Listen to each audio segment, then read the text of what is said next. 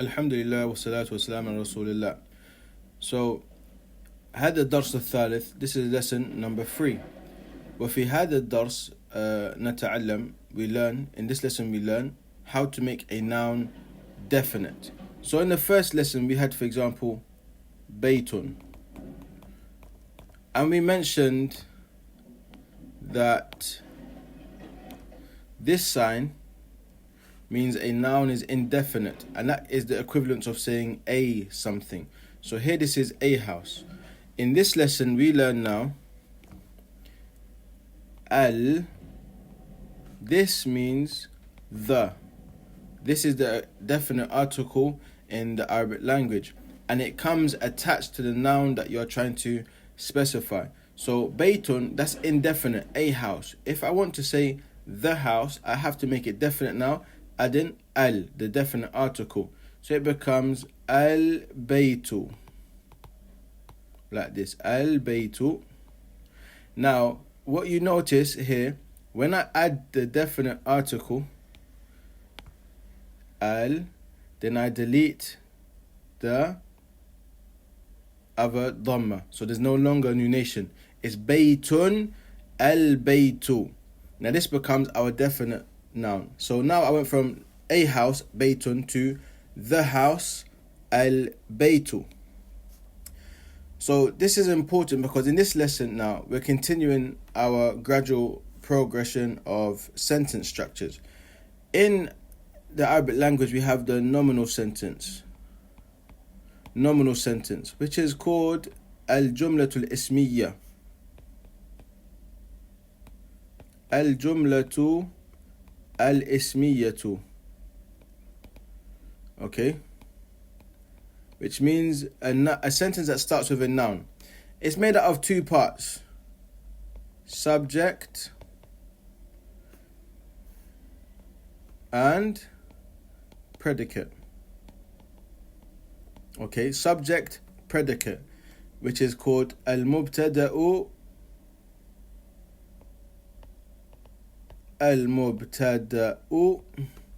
and al-khabaru. So the mubtada is the subject. So let's say, for example, al-baytu. This is our subject, al-baytu. Now we need information about that subject. Okay, what about it? What about the house? We say kabirun, is big. So this is going to be definite, a definite noun. The subject is going to be a definite noun, whereas the predicate is going to be an indefinite noun. Now let's give us a complete sentence, okay? Let's look at some examples here. In the lesson it says, for example, in this section here, baytun al-baytu, a house, the house. Qalamun al-qalamu, a pen, the pen. Kitabun al-kitabu, a book, the book. Jamalun al-jamalu, a camel, the camel. Okay, so that's the transition of making a noun definite. Then we have this sentence here. Al-qalamu maksurun, the pen is broken. Okay, so how do we get that sentence? The pen, definite, maksurun, indefinite. Now that is the subject and the predicate. So al-qalamu, the pen. What about the pen? Maksurun, is broken. Again we have al-babu maftuhun, the door is open. Al-waladu jalisun, the boy is sitting. Wal-mudarrisu waqifun, and the teacher is standing. So that is the process that we go from making a noun indefinite to definite, and how we make a sentence from an indefinite noun with a definite noun and an indefinite noun. So in a definite subject, indefinite predicate, which is information about that which you're talking about. This is the most simple form of the sentence we can have in the Arabic language. 2 words. Al-waladu jalisun, the boy is sitting. Now you have 10 sentences. I would like you to read these sentences and translate them in a notebook. Read them and translate them. I'll do the first one for you. It says, Al-kitabu jadidun, wal-qalamu qadimun. The book is new and the pen is old.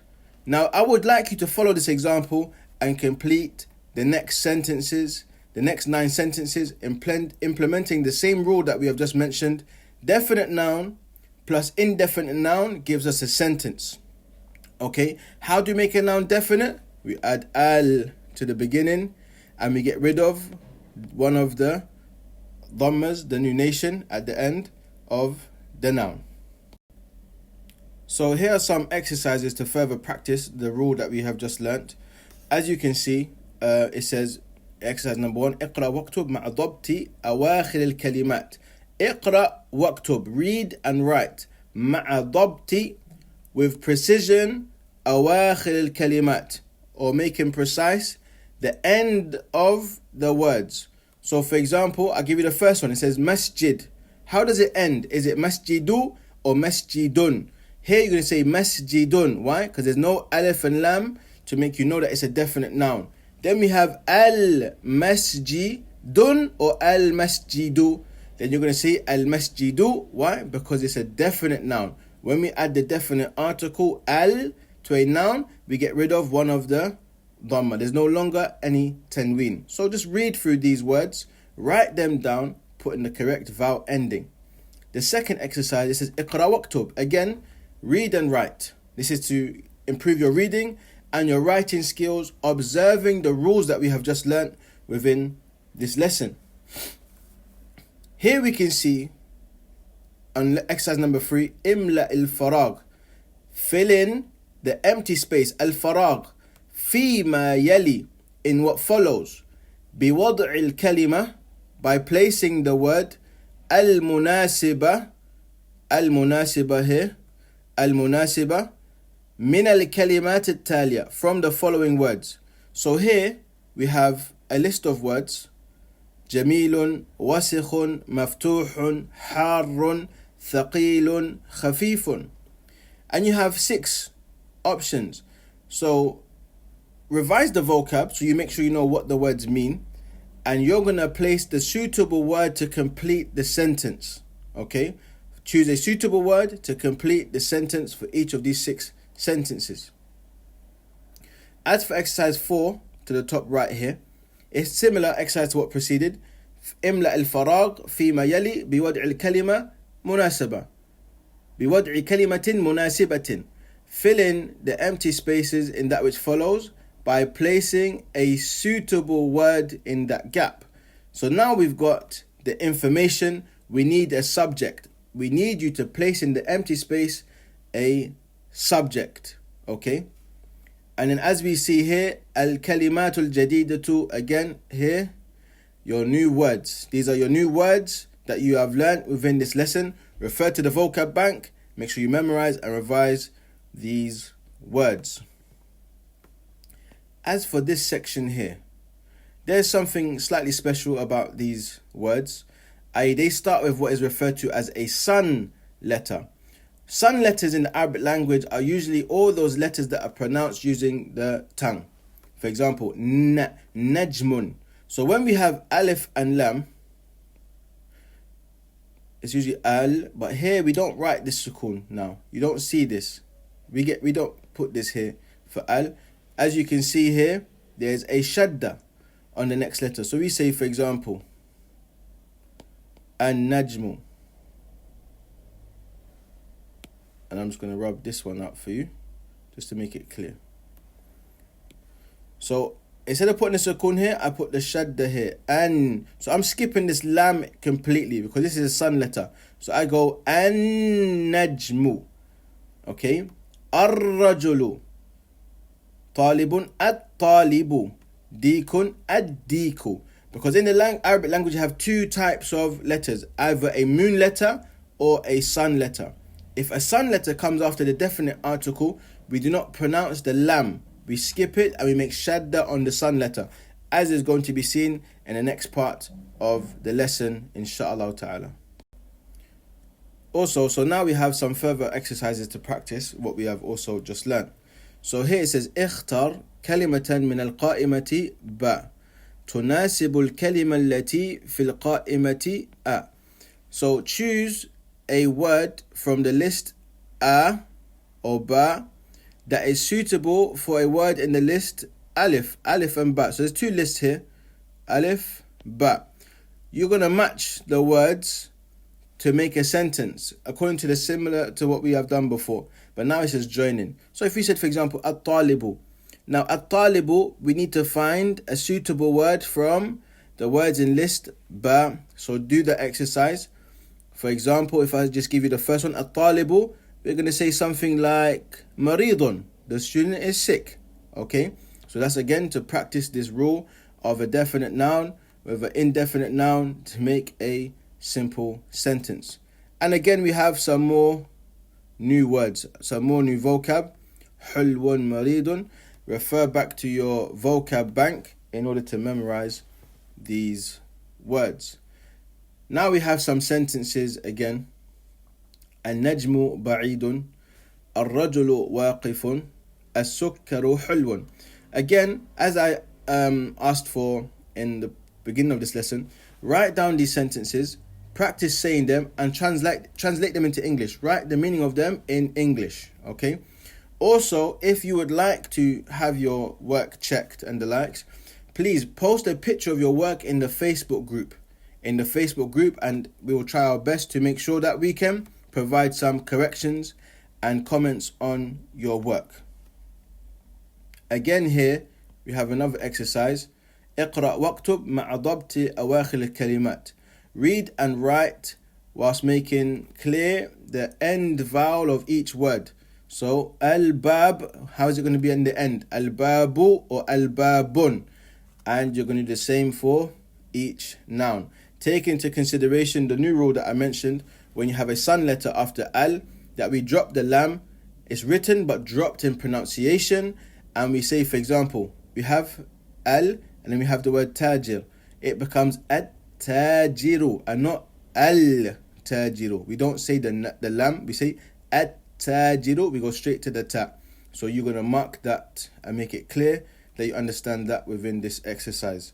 Then we have املأ الفراغ فيما يلي بوضع كلمة مناسبة. So again, you're going to place a suitable noun to make this a beneficial sentence. The first one, for example, is غني.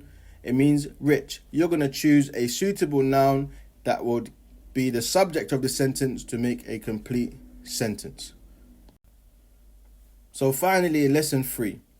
As I mentioned to you, the letters in the Arabic language are of two types: sun letters and moon letters. Sun letters are called al-huruf al-shamsiyya. Okay? Moon letters are called al-huruf al-qamariyya. Now, the difference between them is what I mentioned. The sun letters are all those letters you pronounce with your tongue. So what happens when we write the definite article, as I mentioned, al, with them, we do not put the sukoon on top of the lam. We leave it as it is, as it's no longer going to be pronounced. As I'll pronounce for you the first words of huruf al-qamariyya, the first two, and then I'll pronounce the first two of huruf al-shamsiyya, and then I would like for you to practice in your own time pronouncing these words, applying this rule that I'm about to show you. So, al-huruf al-qamariyya, we have the first one here, and it's a, hamza. It's al-abu. Don't say al, there's no, al-abu. Then we have ba, al-babu. We don't say ab-babu, no, al-babu. I put the sukoon on the lam, okay? Now, as for these ones on the huruf al-shamsiyya, the sun letters, I'm going to say them for you as well. Ta. I use my tongue to pronounce this word. So it's at-tajiru. Okay, at-tajiru. Then we have tha. Again, I use my tongue. Ath-thawbu. I don't say al-thawbu, la. Ath-thawbu. This is how I pronounce the letters that are pronounced with the tongue and considered sun letters when I add the definite article before them. Now the last exercise in this chapter is here, top right. اقرأ الكلمات الآتية. Read the following words. واكتبها, and write them. مراعيا قواعد نطق الحروف القمرية والشمسية.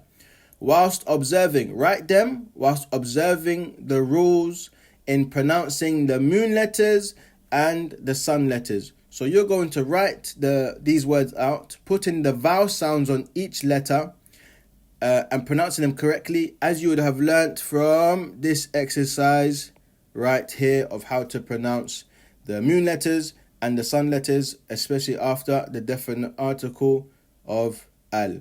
Okay, jazakumullahu khairan, and I'll see you in the next lesson. Jazakumullahu khairan. Assalamu alaikum wa rahmatullahi wa barakatuh.